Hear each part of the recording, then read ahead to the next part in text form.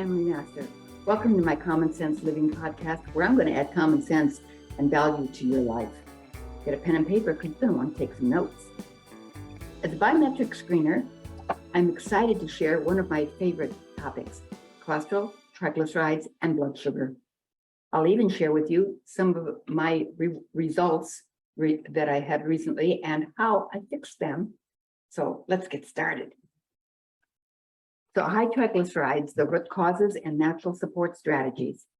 Risk factors for high triglycerides may include obesity, kidney disease, type 2 diabetes, leading a sedentary lifestyle and lack of exercise, eating more calories than burning, eating a lot of processed foods, hypothyroidism, smoking, excessive alcohol consumption, certain medications, and some genetic disorders.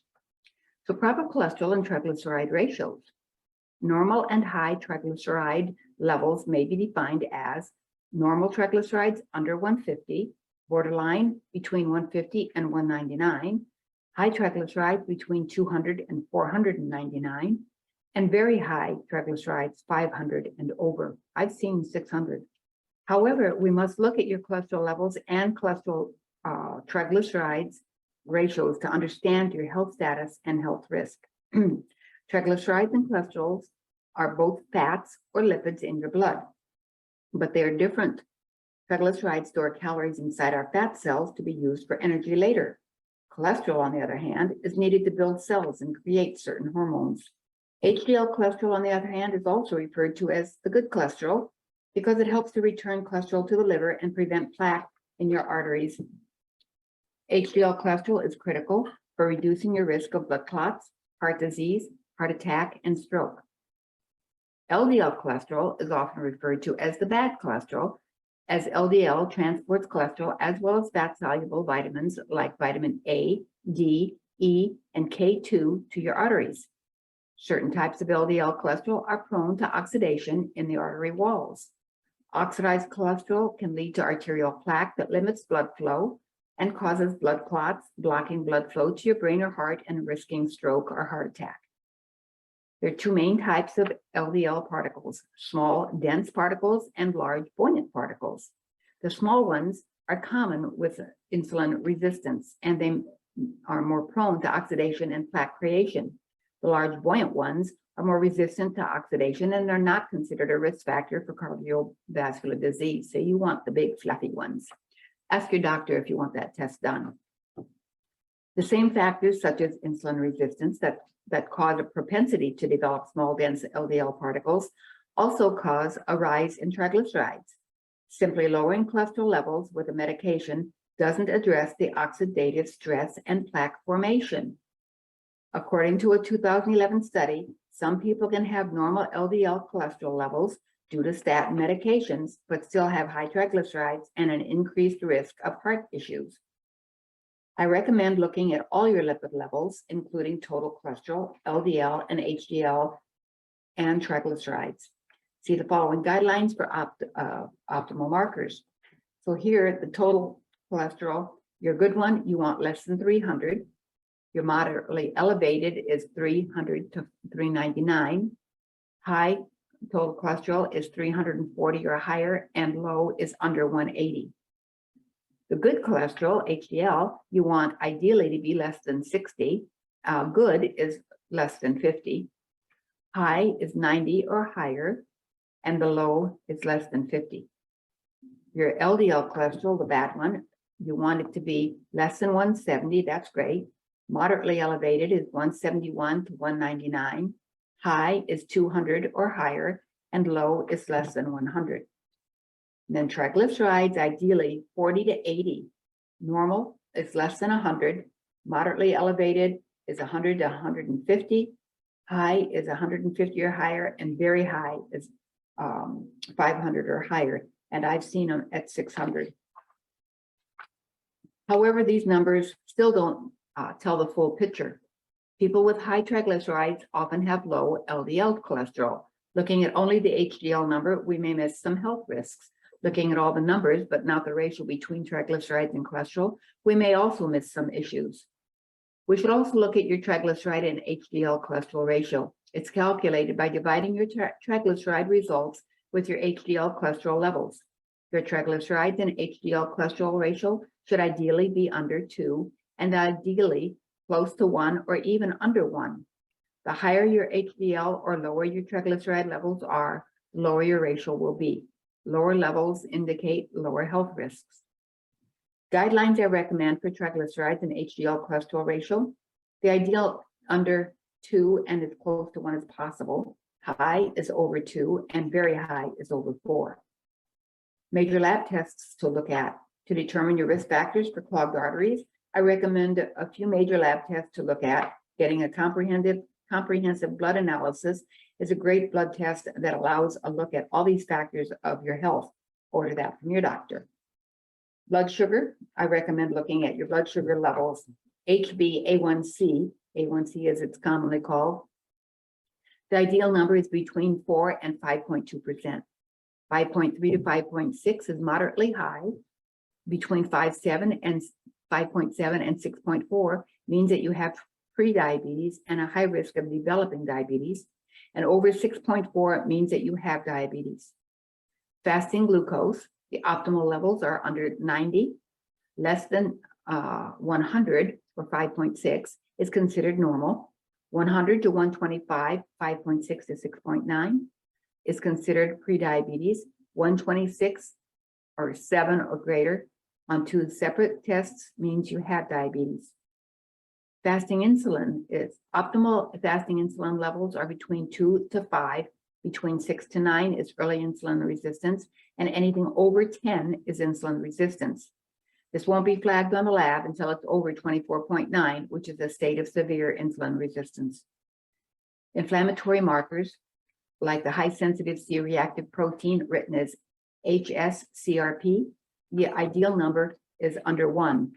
That one is not commonly ordered by your doctor. I don't believe insurance pays for it as well, but you can have it ordered because just having the regular C-reactive protein doesn't give you much information. So LDH is lactose dehydrogenase. The optimal range is 140 to 180. High levels indicate chronic inflammation. The serum ferritin, ideal range is under 150. High levels indicate inflammation. Homocysteine, the optimal range is 6 to 9. Functional root causes of high triglycerides. So now that you understand the risk factors of high triglycerides, I want to discuss the functional root causes of high triglycerides. While these factors don't necessarily cause high triglycerides, they can increase your risk of high triglycerides or increase the risk of health issues that may lead to high triglycerides. These functional root causes of high triglycerides include insulin resistance, oxidative stress, inflammation, hypothyroidism, subclinical low thyroid, vitamin D deficiency, zinc deficiency, chronic infections, and certain medication. Let's discuss each one of these factors. Insulin resistance means that your body is unable to respond to insulin as well as it should, and as a result, it's unable to handle all your blood glucose. Insulin resistance can cause blood sugar issues and increase your risk of prediabetes and type 2 diabetes. Insulin resistance may also increase the risk of high triglycerides. High triglycerides can also trigger insulin resistance, making the two possibly interlinked. A 2006 study published in Diabetes Care has found a link between fasting triglycerides and insulin resistance. On the other hand, a 2005 study published in the Archives of Medical Research has found that regulating plasma triglyceride levels may improve insulin resistance and diabetes. The signs of insulin resistance: you tend to be overweight, trouble losing weight, you have a large appetite, you crave sweets after meals, and eating those sweets doesn't relieve the cravings. Feeling more tired after meals, frequent thirst and urge to urinate. Hormone problems, PCOS. Females, estrogen or testosterone dominance. Males, low testosterone. Acne, skin tags and skin pigmentation changes. High blood pressure and high triglycerides. Oxidative stress and inflammation. Oxidative stress refers to a disturbance in the balance between free radicals or reactive oxygen species production and your body's antioxidant defense. Radiation, chemical exposure, car fumes, pollution, and pesticides are just some examples that can cause oxidative stress. These factors, along with other poor dietary and lifestyle choices, can also increase chronic inflammation. Some factors that can cause chronic inflammation include refined sugar, refined oil, artificial ingredients, junk food, highly processed and other inflammatory foods, poor sleep, high stress, lack of exercise, and environmental toxins. Oxidative stress and chronic inflammation can both increase your risk of high triglycerides. A 2014 study published in Redox Report has found a link between oxidative stress and high triglycerides as a possible risk factor for subclinical atherosclerosis in those with prediabetes. Hypothyroidism or subclinical low thyroid means that you have an underactive thyroid that is unable to produce enough thyroid hormone.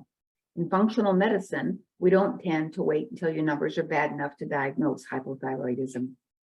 If your numbers are in the low range of what's considered normal, you have subclinical low thyroid that increases your risk of hypothyroidism and may already cause symptoms and health issues. This is when we ideally like to address the issue and prevent further problems. Hypothyroidism and subclinical low thyroid levels can increase your risk of high triglycerides. A 2011 study published in the Open Cardiovascular Medical Journal has found that your lipid profile, including triglyceride levels and the triglyceride cholesterol ratio, can be impacted by your thyroid function. A 2018 study published in Frontiers in Endocrinology has also found a link between thyroid issues and lipid metabolism. So vitamin D is an important vitamin for bone, muscle, and immune health. Your body synthesizes it from sunshine. It's also found in certain foods, including liver, fish, and eggs. Vitamin D deficiency can increase the risk of high triglycerides even at a young age. A 2019 review published in Metabolites has found that there is a link between poor vitamin D levels and a high triglyceride and high total cholesterol in non-obese children. Zinc is an important mineral and essential trace element. It's critical for your immune health and metabolic function. It can be found in red meat, poultry, seafood, nuts, and beans. Beyond poor immune health, zinc deficiency may also increase your risk of high triglycerides. A 2007 study, animal study published in the Journal of Nutrition has found that zinc deficiency may change lipid metabolism. According to a 2009 study, supplementation with zinc may improve triglyceride and cholesterol levels. Chronic infections, including viral infections and oral infections, can also increase the risk of high triglycerides, and infections may compromise lipid metabolism. They found that chronic infections that may cause high triglycerides may include periodontal disease and HIV. Lupus, psoriasis, and rheumatoid arthritis are among the inflammatory conditions that may increase the risk of high triglycerides. Since chronic infections, including the Epstein-Barr virus, small intestinal bacterial overgrowth, SIBO, Candida, and parasites are among the possible triggers and root factors of these issues, these infections may also contribute to issues that cause high triglycerides. Certain medications can also increase your risk of high triglycerides. These medications may include blood pressure medications, corticosteroids, HIV treatments, antipsychotics, isotretinoin for acne, and estrogen treatment. Natural support strategies for high triglycerides is improving your triglyceride levels naturally and is simple. Using natural support strategies for high triglycerides include dietary strategies, lifestyle strategies, and supplementation. Here are the natural support strategies recommended for high triglycerides. Eating an inflammatory diet can increase your high triglycerides. For example, eating too much sugar can increase triglyceride levels. Eating a high carbohydrate diet can increase triglycerides. Instead, remove refined sugar, refined oil, artificial ingredients, additives, junk food, and processed food. That means anything in a box, package, or all takeout. Follow a low-carb diet with lots of healthy fats and moderate clean protein. Eat plenty of greens, vegetables, fermented food, herbs, spices, low glycemic index fruits, nuts, seeds, grass-fed beef, pasture-raised poultry and eggs, grass-fed butter and ghee, wild-caught fish, and wild game. So eat more garlic, Adding more garlic to your diet may also help to reduce your triglycerides, as well as your cholesterol and blood sugar levels, and garlic may help to improve your lipid profile. If you have high triglycerides, it's advisable to try adding garlic to your foods, and you can even consider taking garlic extract supplements. Intermittent fasting is a way of eating that alternates between a period of eating, feasting, and not eating, fasting, within one day.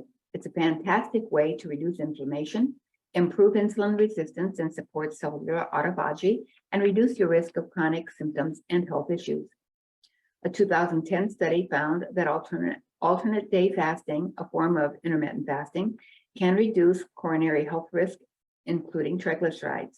A 2007 study found that a fasting state can benefit triglyceride levels and reduce the risk of cardiovascular events. If you're new to intermittent fasting, start with 12 hours of fasting, including your overnight sleep. For example, if you eat dinner at 6 p.m., stop eating, and after 12 hours, you will be ready to eat again at 6 a.m. the next day. Increase your fasting period over time, and you'll notice that delaying breakfast until 7, 8, or even 10 a.m. will come naturally to you over time. Most people feel the best with 16 hours of fasting a day. I sometimes do 18, sometimes I've hit 20, but not very often. Regular movement and exercise, as you've learned earlier in this article, obesity and sedentary lifestyle, as both serious risk factors for high triglycerides.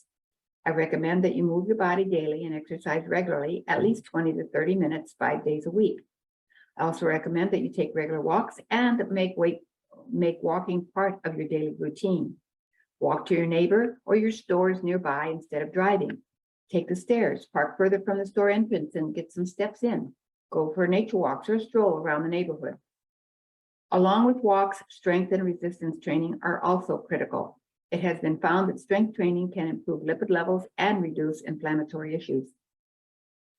You may try body weight exercises, free weights, weight machines, resistance bands, kettlebells, TRX, suspension trainers, Pilates, or other strength training workouts. Many of these workouts can be done at home. However, getting a professional to help train you with proper form would be beneficial. So to reduce stress and improve sleep, you've already learned that chronic inflammation can cause high triglycerides. So chronic stress and poor sleep are common underlying causes of chronic inflammation. Psychological stress can negatively impact your lipid profile, and poor sleep may also affect your lipid levels, including triglycerides. To reduce stress, practice meditation, breath work, muscle relaxation strategies, gratitude, journaling, stretching, reading scripture, and prayer. Spend time in nature. Seek support and uplifting activities with friends and family. Have some dedicated me time as well. To improve your sleep, it's recommended you develop a relaxing bedtime routine that works for you. Turn down electronics and avoid sugar, heavy foods, and alcohol several hours before going to sleep. Reading, crossword puzzles, journaling, listening to calming music, and meditation are great ideas to calm your mind and get ready for deep and restorative sleep.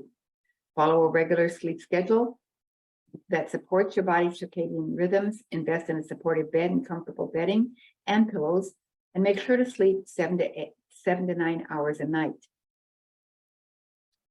So we've already said that vitamin D deficiency may increase the risk of high triglycerides. And according to the 2019 systematic review and meta-analysis published in Nutrition Review, supplementing with vitamin D may improve your lipid profile.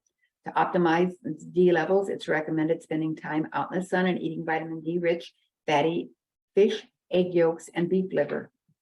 However, sunshine and food are not enough. I recommend daily supplementation with vitamin D3. And are you aware that dark-skinned people don't absorb this vitamin D through their skin because of their dark pigmentation? Also, the older you get, the less you absorb from sunshine. So supplementing is important. Pairing vitamin D3 and K2 helps improve calcium absorption and inflammation control. It's recommended taking a vitamin D3 supplement with at least 3,000 to 5,000 international units of vitamin D3 and at least 90 micrograms of vitamin K2.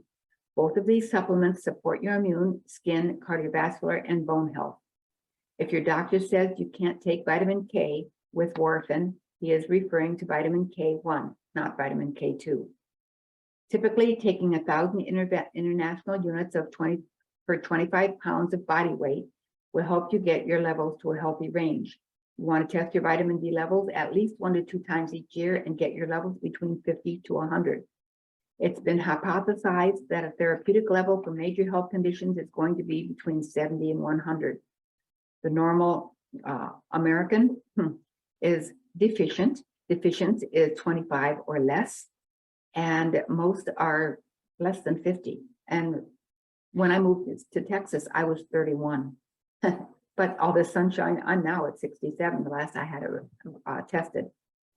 And of course, insurance doesn't pay for it in most cases. So optimize your zinc levels with a deficiency may contribute to high triglycerides.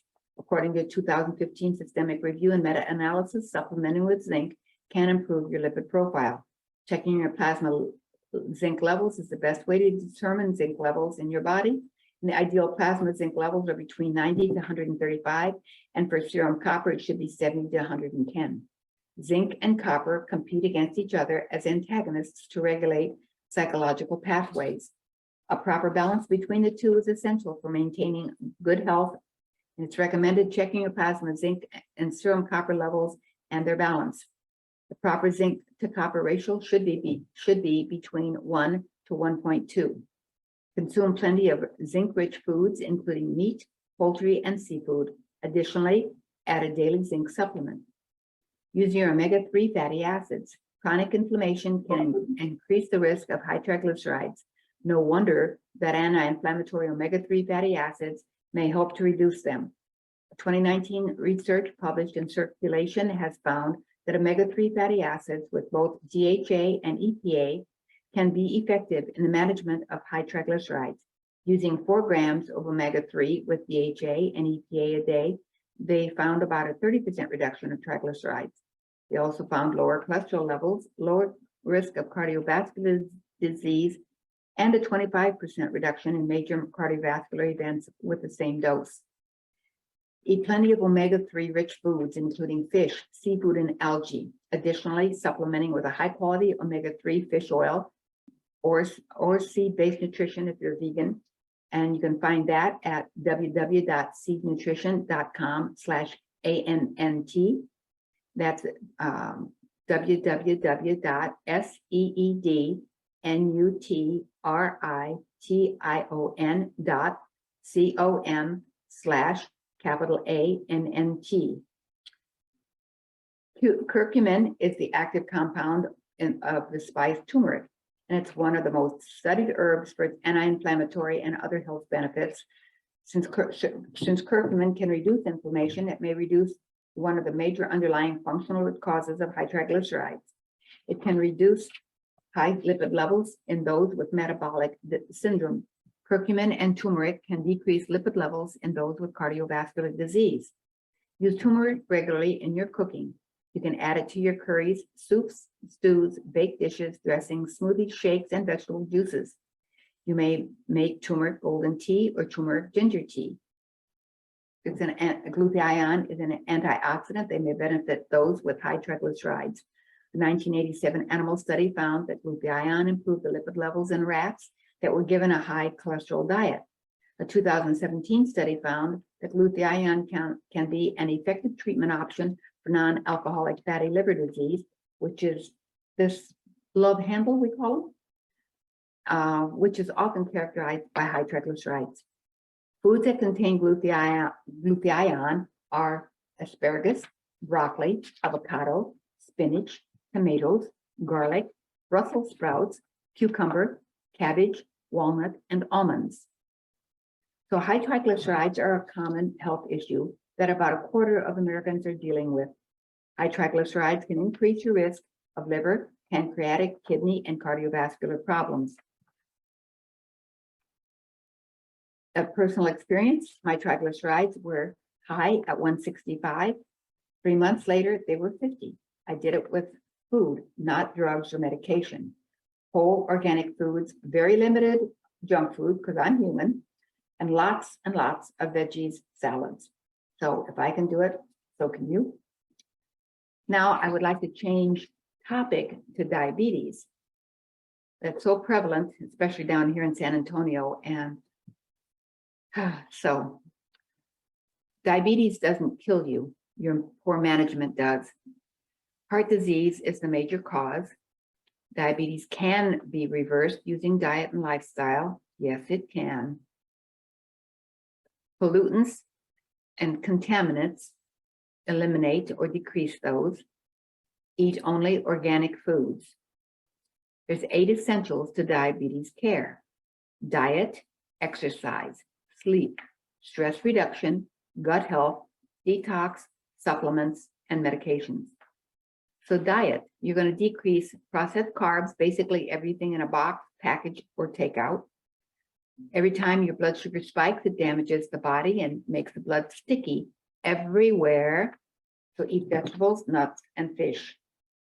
Increase your nutrients by eating green vegetables, blueberries, apples, whole foods, not processed junk food. Carbs such as vegetables, fruits, legumes, which are beans, whole grains, keep them at a low amount. Oatmeal is okay, organic oatmeal. Be aware of the type of and quantity of what you add to it. I use flax and protein, the milk, and of course my walnuts. I love my black walnuts. I was raised on those. Too many carbs in one meal, too much for your beta cells, pancreatic cells. Exercise will work faster to bring your sugar down than any medication. Go for a 10-minute walk after dinner. Take your blood sugar before the walk, and then as soon as you finish the walk and see your results. Use a mini trampoline that can be a substitute for the walk. And as we said, sleep is necessary to allow the body to repair itself. Try for a minimum of 7 hours a night. Reducing stress is very important. Too much stress can weaken your body's ability to heal. It also makes you more susceptible to catching disease. When you see a glass of water, how do you see it? As half full or half empty? Mindset. What you think about, you bring about. These past 2 years, it's been fear and isolation. Both are negative for our body. Both diminish your immune system.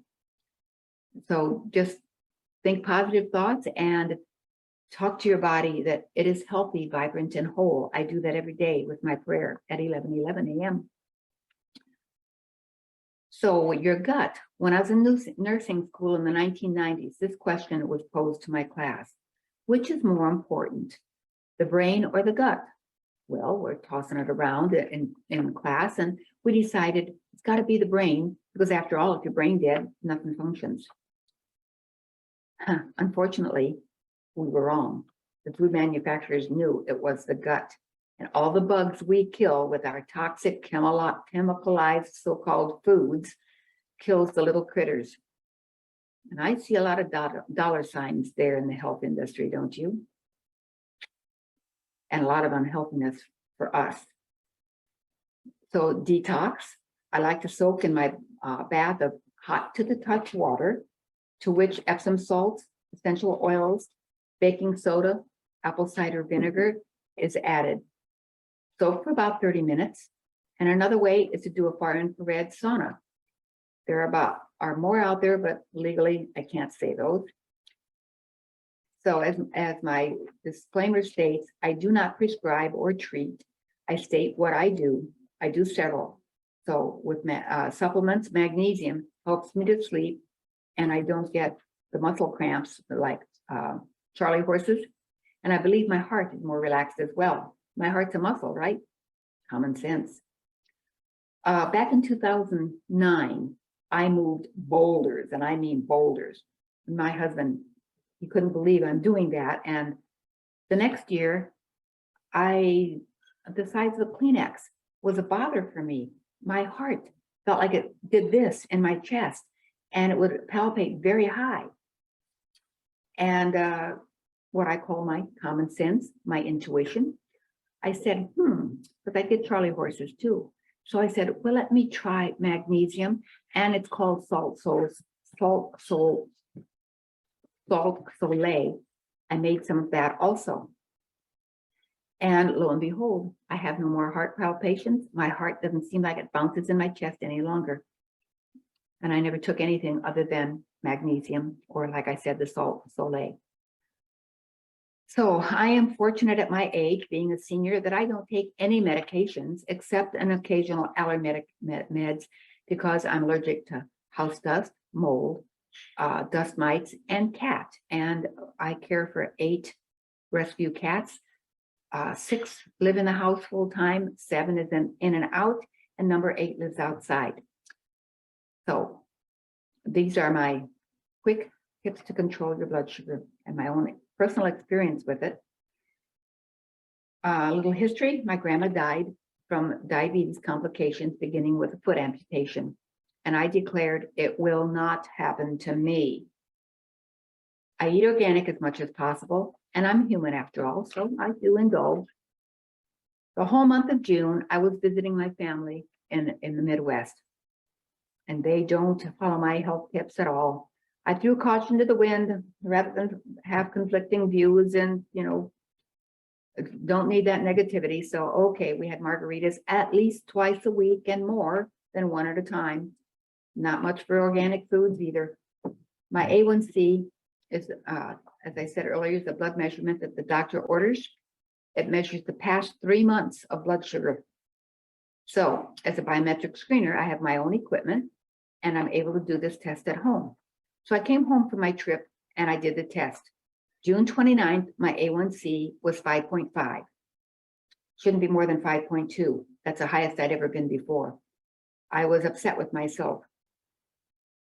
So July 15th, I had my doctor appointment and I had done my home test, and lo and behold, my A1C was 5.9 and I'm freaking out. August 1st, I just like that changed my diet. August 1st, my A1C was 5.7. Now, mind you, it goes back 3 months. And September 1st, my A1C, oh yes, back to that, the August 1st versus the July 15th. It was 5.9 and then it was 5.7. I told my husband, look what I had done. I dropped it 0.2 of a point in a month, because I was saying July to August. And then I calculated, I said, I did that in 15 days. I lowered my A1C in 15 days. It was visible.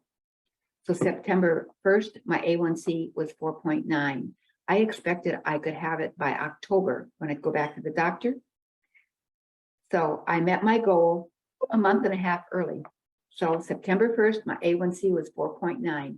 It dropped from 5.9 to 4.9. And I changed it with food. And if I can do it, so can you. So that ends segment for today, and I certainly hope you learned a lot. I want to thank you for tuning into my Common Sense Living podcast. And please leave a kind review and share this episode with a friend. And be sure to subscribe. You're going to find me on YouTube and other podcast platforms. And don't forget, we'll be here again next time with another insightful episode of Common Sense Living. Can hardly wait. Toodaloo. Thank you for tuning in to my Common Sense Living podcast today. I hope you enjoyed it, and I'm sure you learned something new. Please leave a kind review and share this episode with a friend. And be sure to subscribe yourself. You'll find me on iTunes, Spotify, and other platforms. And don't forget, we'll be here again next week with another insightful episode of Common Sense Living. I can hardly wait.